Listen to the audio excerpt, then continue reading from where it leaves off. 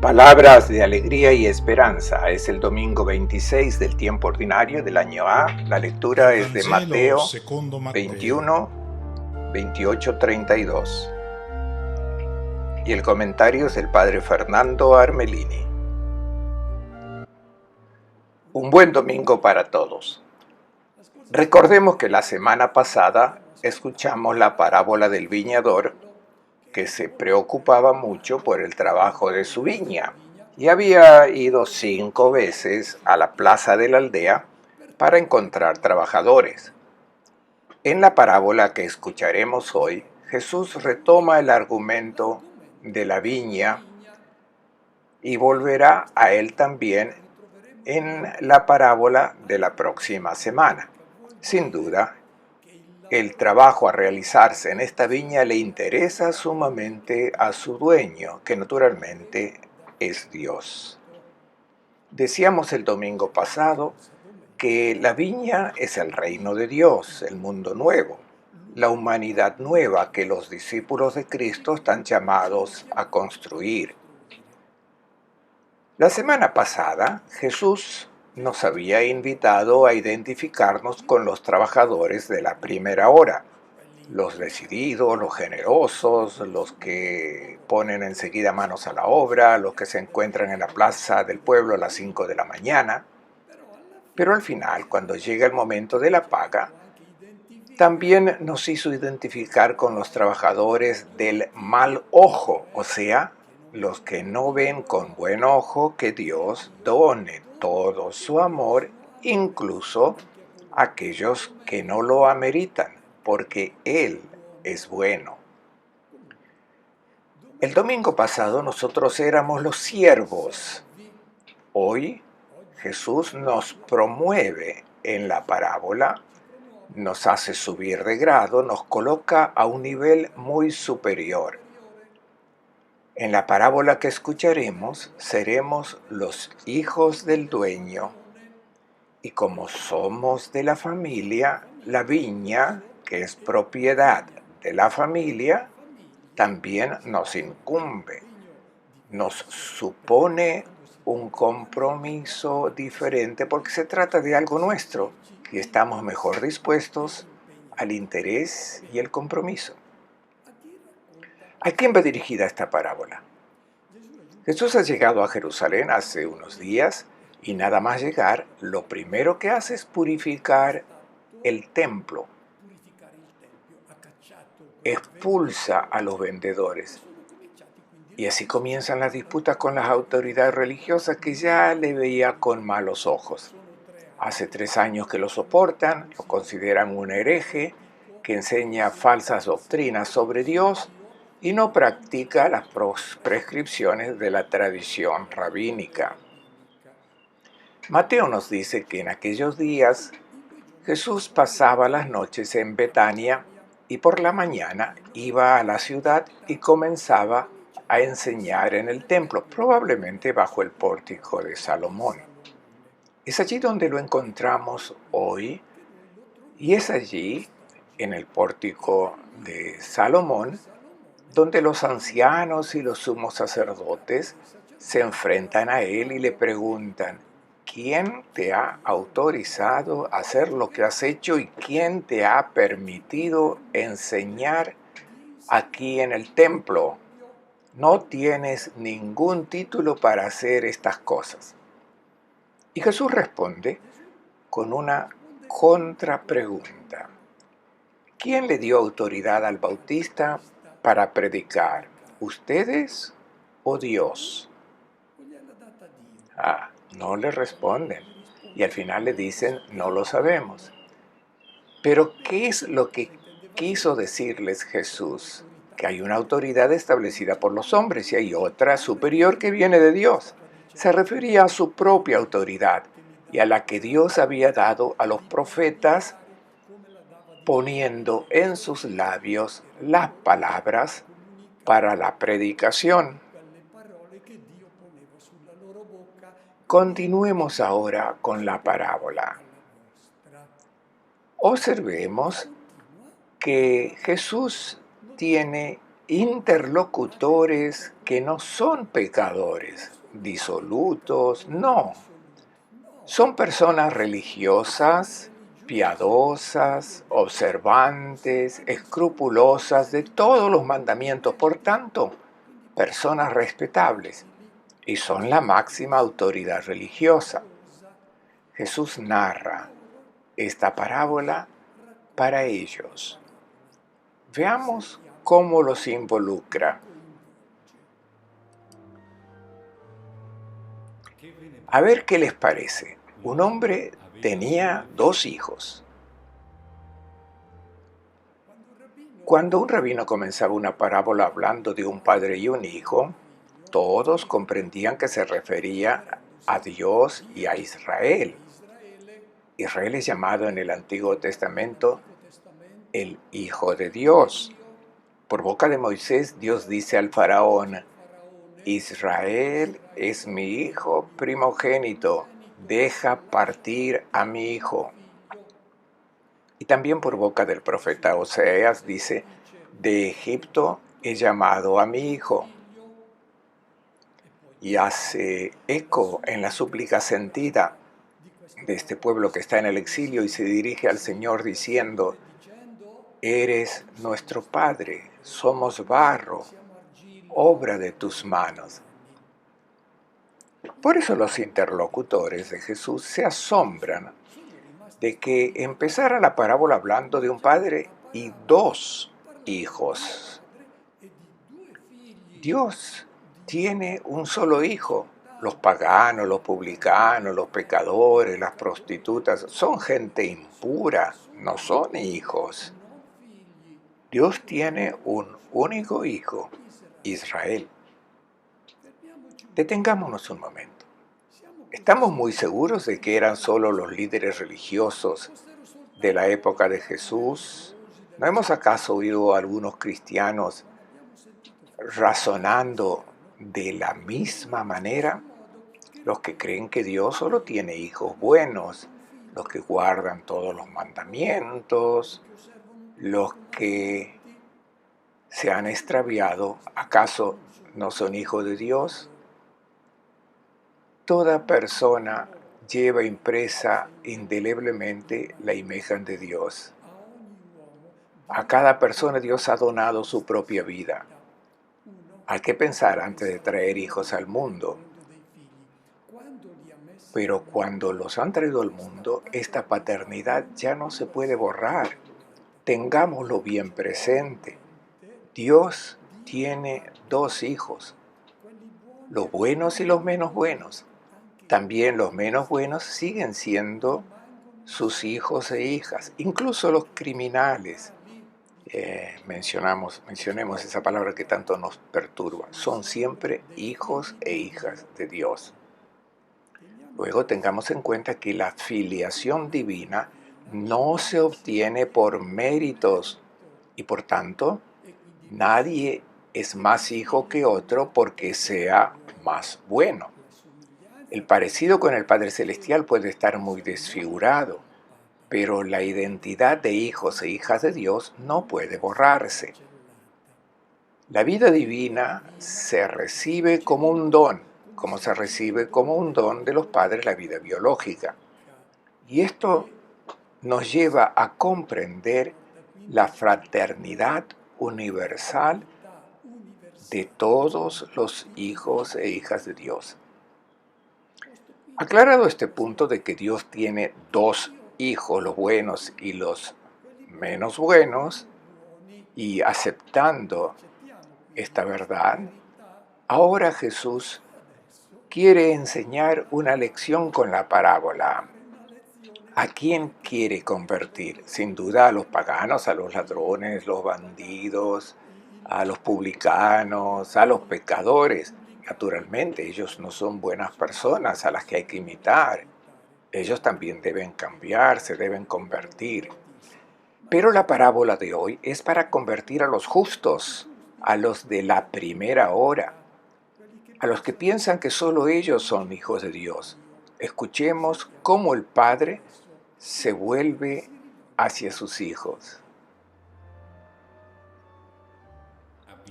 Se dirigió al primero y le dijo: Hijo, quiero que hoy vayas a trabajar en mi viña. El hijo le respondió: No quiero. Pero luego se arrepintió y fue. Se dirigió al primero y le dijo: Quiero que vayas hoy a trabajar en mi viña. Esta no es una buena traducción. El texto griego dice proselzón, de proserjomai, que se traduce como acercándose, avecinándose al primero. No se presenta como un importante soberano que da órdenes, no, sino como un padre que se acerca con afecto porque quiere implicar a su hijo en el trabajo de la viña. Quiere que entienda que es un bien familiar, que debe interesarse en este trabajo. Lo toma por el brazo para convencerlo y luego emplea una palabra bonita para decir hijo. No dice pais o huios, lo llama tecnon, que viene del verbo ticto, que significa dar a luz. Hay un matiz maternal en esta forma de dirigirse al hijo. Quiero que hoy vayas a trabajar en mi viña. Es decir, toma conciencia de que eres un hijo, no un siervo. La viña es nuestra, es de interés para todos los que vivimos en esta casa. Si quieres dar sentido a tu vida y a tu día, ve y trabaja en la viña. Comprométete y haz bella tu vida dándole un gran significado. El hoy representa toda nuestra vida, que debe jugarse en el trabajo de la viña del Señor. Y trabajar en la viña del Señor significa producir uvas, vino, es decir, amor, alegría, vida para cada hijo e hija de Dios. La respuesta es negativa y dura. No quiero. Ut celo en griego. Claramente, este hijo tenía en mente otros planes. Pensaba que su día tendría más sentido haciendo lo que él tenía en mente. El no de esta parábola es un signo del rechazo de nuestra naturaleza biológica a la propuesta de compromiso que Jesús nos hace en su Evangelio. Su propuesta es exigente. Si uno responde inmediatamente sí, significa que no ha entendido. Algunos piensan que lo que el Señor nos pide como trabajo en la viña del Señor es alguna devoción, algún intimismo espiritual. Entonces uno dice incluso inmediatamente sí. Pero cuando se comprende lo que realmente pide el Evangelio, entonces se dice necesariamente que no. Es la señal de que se ha comprendido. Llegamos poco a poco a desechar los planes que teníamos en la cabeza porque somos este primer hijo. Luego también seremos el segundo, pero mientras tanto somos el primero. Pero luego se arrepintió. ¿Cómo es que cambió su elección, su propia posición? Reflexionó, cambió de opinión, porque se dio cuenta de que quien le pidió que fuera a la viña no era un amo, era un padre cuyo amor conocía. Sabía que su padre le quería bien. Seguramente pensó, si me ama y me da esta indicación, significa que lo que me propone es bello, aunque sea exigente y agotador. Puedo confiar en este Padre porque quiere que mi hoy, o sea, toda mi vida, sea bello y tenga sentido. Si hubiera pensado en su padre como un amo que lo tironea, que le impone sin razón lo que ordena, entonces hubiera optado por hacer solo lo que le gusta. Esta es la razón por la que tantas veces los sacerdotes erramos en nuestra catequesis cuando presentamos lo que la palabra de Dios nos exige, sin haber dicho antes, quién nos dirige esta palabra. Solo cuando hemos comprendido que quien nos pide que hagamos determinadas opciones es quien nos ama, entonces confiamos en Él. Si por el contrario tomamos estas instrucciones como órdenes, seguidas incluso de algunas amenazas, entonces no escuchamos lo que el Padre nos invita a hacer. Ahora veamos lo que pasa con el segundo hijo.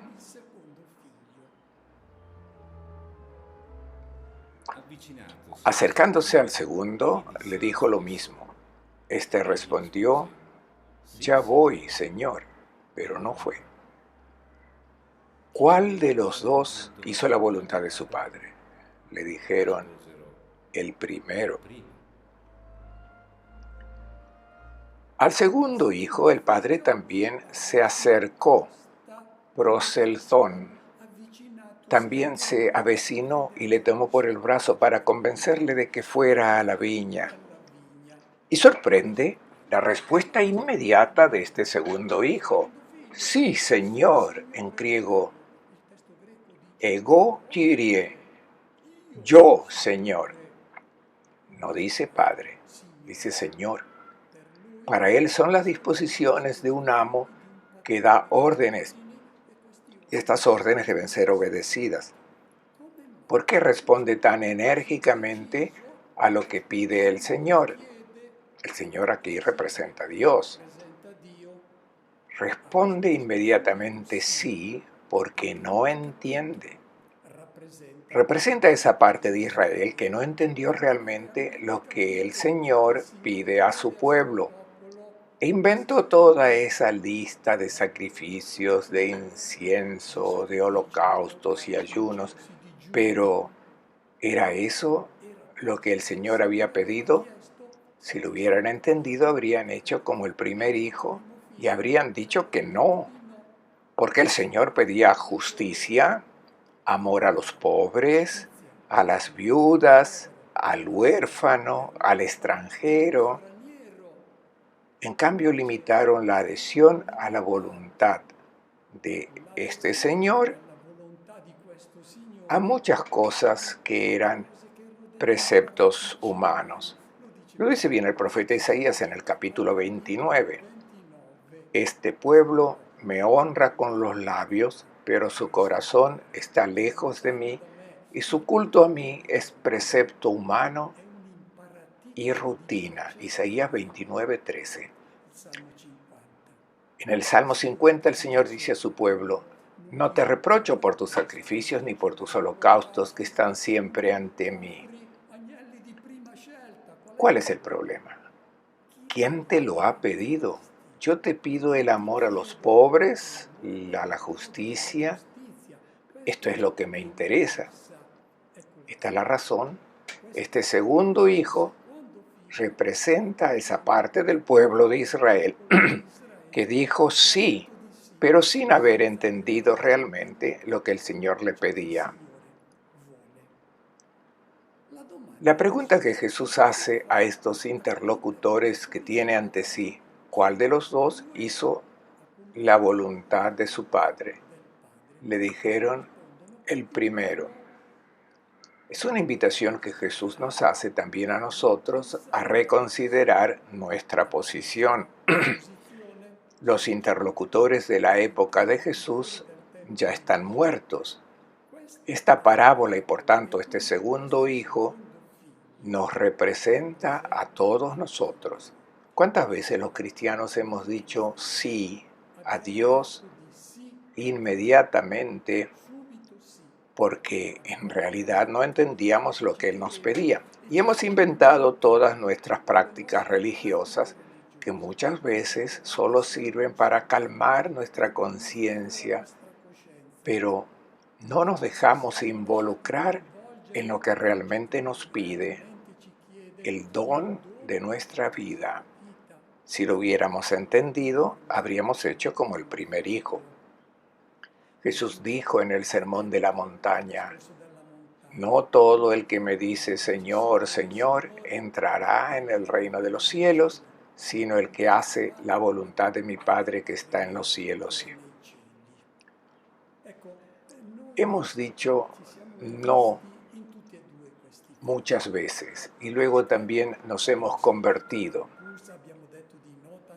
Hemos visto retratados en estos dos hijos nosotros porque hemos sentido el rechazo. Hemos dicho no muchas veces. Muchas veces y también nos hemos convertido, hemos intentado decir sí, pero también somos un poco como el segundo hijo que intenta apaciguar su conciencia con las prácticas que nos inventamos. Pero hay todavía un tercer hijo al que nosotros deberíamos asemejarnos, aunque no se menciona en la parábola.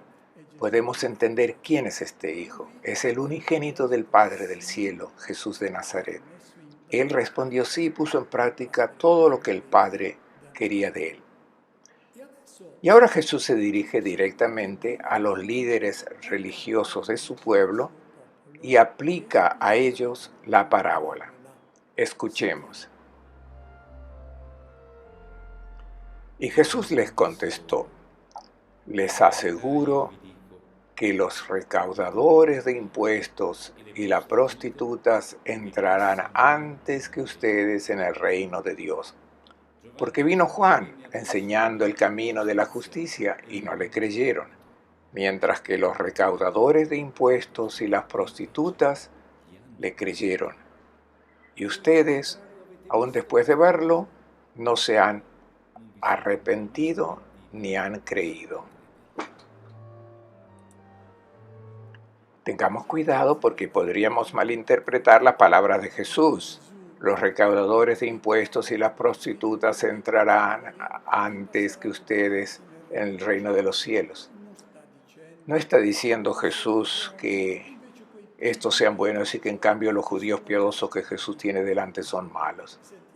A veces también nosotros escuchamos por ahí, los que no van a la iglesia son mejores que los que van, Jesús también lo dijo. No es cierto. Los publicanos y las prostitutas no son modelos para imitar, están fuera del camino. Deben convertirse porque están cometiendo un error en su vida. Jesús está diciendo que estas personas se adelantarán a los demás, es decir, que llegarán primero a entrar en el reino de Dios. Pero ¿cómo es que unos llegan primero y otros llegan más tarde? ¿Qué es lo que impide a las personas piadosas, que son estos judíos buenos, justos, que Jesús los haga entrar, que Jesús tiene delante? ¿Qué les impide adherirse a la propuesta que Jesús hace con su evangelio? Esta es la respuesta. El impedimento es esa práctica religiosa que se han inventado, esas disposiciones humanas que apaciguan sus conciencias, que les hace sentir que ya están bien con Dios y por lo tanto que ya no necesitan conversión, que no necesitan nada más. Los publicanos y las prostitutas no tienen esta pantalla espiritual que les da la seguridad de que están bien. No, son personas necesitadas de salvación y cuando oyeron al Bautista invitarles a la conversión, se dejaron convertir y llegaron primero para entrar en el reino de Dios, es decir, adhirieron a la propuesta de hombre hecha por Jesús de Nazaret. Se convirtieron. El Bautista les había mostrado al Mesías y ellos lo aceptaron. Los que se sentían seguros con su religión, los sumos sacerdotes, los ancianos, los escribas y los fariseos, no se dejaron convertir y perdieron la oportunidad de entrar inmediatamente en la viña del Señor. Formulémonos pues la pregunta. Nosotros que sentimos que estamos bien, ¿podríamos ser quizás el segundo hijo, es decir, el que dijo sí? Y aún vayamos un poco más lejos, ¿nos lleva nuestro sí a trabajar realmente en la viña? Preguntémonos cuánta alegría producimos con nuestra vida, con nuestro compromiso, con nuestro trabajo. Este es el vino. Si producimos esta alegría significa que, aunque quizás inicialmente dijimos no, luego hemos dado nuestro sí. Les deseo a todos un buen domingo y una buena semana.